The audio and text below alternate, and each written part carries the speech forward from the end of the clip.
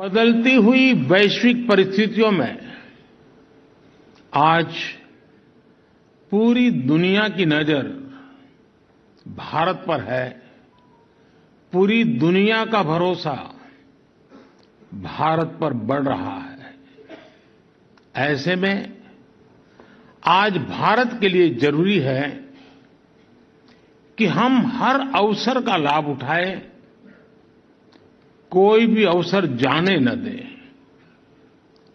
आज भारत की प्राथमिकता है ease of living, ease of doing business, ease of travel, ease of communication और साथ ही ईज ऑफ जस्टिस।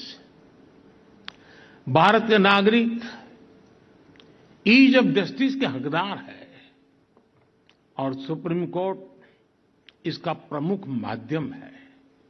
साथियों, देश की पूरी न्याय व्यवस्था सुप्रीम कोर्ट के दिशा निर्देशों और मार्गदर्शन, आपके गाइडेंस पर निर्भर होती है। ये हमारा कर्तव्य है कि इस कोर्ट की एक्सेसिबिलिटी भारत के अंतिम छोर तक हो और इससे हर भारतीय की आवश्यकताएं पूरी हो सके। इसी सोच के साथ कुछ समय पहले ई कोर्ट मिशन प्रोजेक्ट के तीसरे चरण को स्वीकृति दी है। इसके लिए दूसरे फेज से 4 गुना ज्यादा राशि को मंजूरी दी गई है। ये तो आपका विषय है, ताली बजा सकते हैं। मनन मिश्रा में ताली न बजाए वो तो मैं समझ सकता हूं, वो आपके लिए कठिन काम था। मुझे खुशी है कि देश भर की अदालतों के डिजिटाइजेशन को चीफ जस्टिस चंद्रचूड़ खुद मॉनिटर कर रहे हैं। ईज ऑफ जस्टिस के प्रयासों के लिए मैं उन्हें बधाई देता हूं। साथियों, हमारी सरकार अदालतों में फिजिकल इंफ्रास्ट्रक्चर को सुधारने के लिए भी प्रतिबद्ध है। 2014 के बाद से इसके लिए 7,000 करोड़ रुपए से ज्यादा राशि वितरित की जा चुकी है।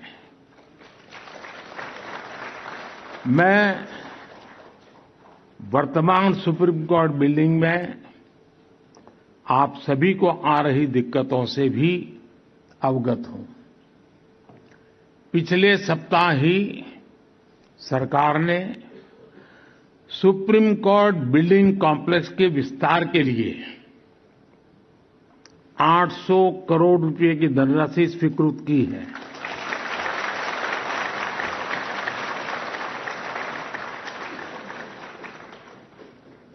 बस अब आप लोगों के पास कोई संसद भवन की तरह पिटीशन लेकर ना आ जाए कि फिजूल खर्ची हो रही है। साथियों, आज आपने मुझे सुप्रीम कोर्ट के कुछ डिजिटल इनिशिएटिव का शुभारंभ करने का भी मौका दिया है। डिजिटल सुप्रीम कोर्ट रिपोर्ट्स की मदद से सर्वोच्च न्यायालय के निर्णय अब डिजिटल फॉर्मेट में भी मिल सकेंगे। मुझे देखकर अच्छा लगा कि सुप्रीम कोर्ट के फैसलों को स्थानीय भाषाओं में ट्रांसलेट कराने की व्यवस्था भी शुरू कर दी गई है। मुझे उम्मीद है कि देश की अन्य अदालतों में भी जल्द ऐसी व्यवस्था हो सकेगी। साथियों, आज टेक्नोलॉजी कैसे ईज ऑफ जस्टिस में मददगार साबित हो सकती है, इसका एक कार्यक्रम अपने आप में एक उदाहरण है।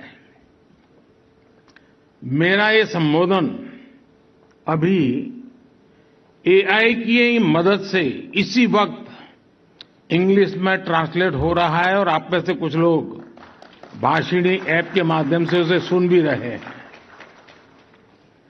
कुछ शुरुआती दिक्कतें हो सकती है, लेकिन टेक्नोलॉजी कितना बड़ा कमाल कर सकती है ये इससे पता चलता है।